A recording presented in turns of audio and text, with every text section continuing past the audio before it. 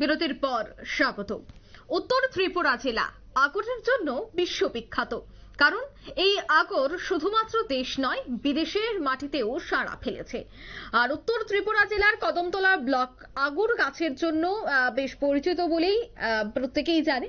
আর ওই এলাকায় উত্তর ফুলবাড়ি গ্রামের মোহাম্মদ আনফর আলী একজন প্রতিষ্ঠিত আগর ব্যবসায়ী এবং ওই শিল্পের অন্যতম পথিকৃৎ। মোহাম্মদ আনফর আলী প্রায় 20 বছর ধরে তার 6 কানি জমিতে আগর গাছের চাষ করছেন। বাড়িতেই তিনি একটি বৃহৎ আগর শিল্পের কারখানা গড়ে তুলেছেন, যা ত্রিপুরা রাজ্যে তাকে একজন সুফল ব্যবসায়ী হিসেবে পরিচিত করেছে। তিনি ত্রিপুরার আগর অ্যাসোসিয়েশনের সম্পাদক হিসেবেও নিযুক্ত রয়েছেন। তার বাগানে প্রায় 10,000 ছোট বড় আগর গাছ রয়েছে। এছাড়াও তিনি কদমতলা ব্লকের বিভিন্ন এলাকা থেকে আগর গাছ সংগ্রহ করেন।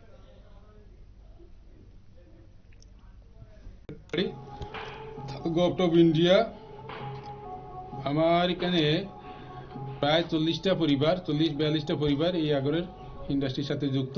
এরা বাড়ি করে আগরের যে কাজগুলা এগুলো প্রসেসিং হয় এবং আমার ব্যক্তিগত 6খানি জায়গা আছে। এই জায়গাতে প্রায় কাছাকাছি 10,000 কাছাকাছি আগর পেড় আছে। খরিদ করা অনেক পেড় আছে যেগুলো আমরা সিজনেবল খরিদ করতে হয়, কিনতে হয়। গোটা ত্রিপুরাতে আমাদের হিসাব মতো, আমাদের অল ত্রিপুরা আগর অ্যাসোসিয়েশনের হিসাব মতো 2021-22-23 বছরের হিসাবে 4,71,00,000 গাছ ম্যাচিউরিটি আমাদের ত্রিপুরাতে আছে। 4,71,00,000। গভর্নমেন্টের সাথে সামান্য ফারাক রয়েছে, গভর্নমেন্ট একটু কম বলছে, আমাদের বলছি বেশি। তো এটা আবার প্রসেসিং পর্যায়ে, জাস্টিফিকেশন পর্যায়ে আছে এবং এটার মধ্যে অর্ধেকের বেশি গাছও হচ্ছে আমাদের ত্রিপুরার কদমতলা এরিয়াতে। ওই দিক বিবেচনা করে ত্রিপুরা সরকার কদমতলার মধ্যে বড়গোল এরিয়াতে একটি আগর হাট তৈরি করে প্রস্তুতি নিয়েছেন। বর্তমানে এটা প্রসেসিং চলে কাজ, এটা আপনাদের হয়তো জানা আছে। তো ত্রিপুরার গাছের মধ্যে সবচেয়ে গুণগত মান হচ্ছে কদমতলা এরিয়ার গাছগুলা। সমস্ত ত্রিপুরাতে প্রচুর পরিমাণে আগর গাছ আছে এবং হচ্ছে প্রতি বছর আমাদের এখান থেকে, আমার নার্সারি আছে প্রচুর এরিয়াতে, প্রত্যেক ঘরে ঘরে নার্সারি আছে।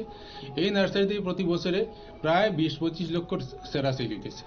তো ওই দিক দিয়া আমাদের এই আগরটা বর্তমানে ত্রিপুরার একটি প্রাকৃতিক সম্পদ।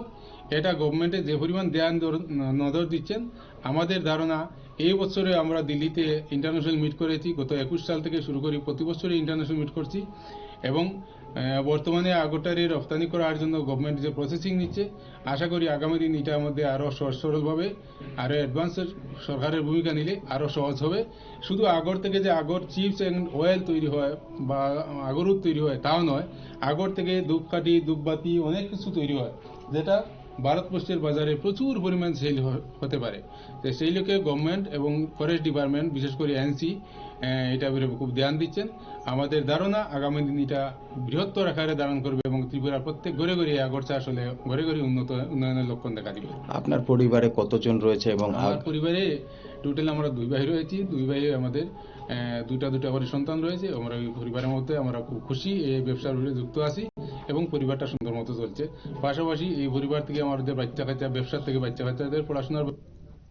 আপনারা শুনলেন আনফর আলীর বক্তব্য। 2022-23 অর্থ বছরে গৃহীত এক পরিসংখ্যান বলছে যে ত্রিপুরা রাজ্যে প্রায় 4,71,00,000 পরিপক্ক আগর গাছ রয়েছে। তবে এই সংখ্যা পুনরায় যাচাই করা হচ্ছে। উত্তর ত্রিপুরার কদমতলা ব্লকেই সবচেয়ে বেশি এবং উন্নত মানের আগর গাছ রয়েছে। আর এই আগর চাষ করেই বহু মানুষ এখানে জীবিকা নির্বাহ করছে। নিয়ে নিচ্ছে ছোট্ট একটি বিজ্ঞাপন বিরতি, সঙ্গে থাকুন।